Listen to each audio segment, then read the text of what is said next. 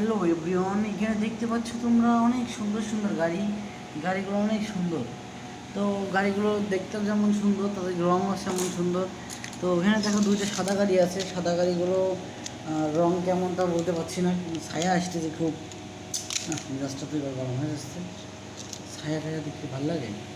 এই আপনার বালের মোবাইল লাগিয়ে ক্যামেরা নাম কেন হবে না আমার একটু?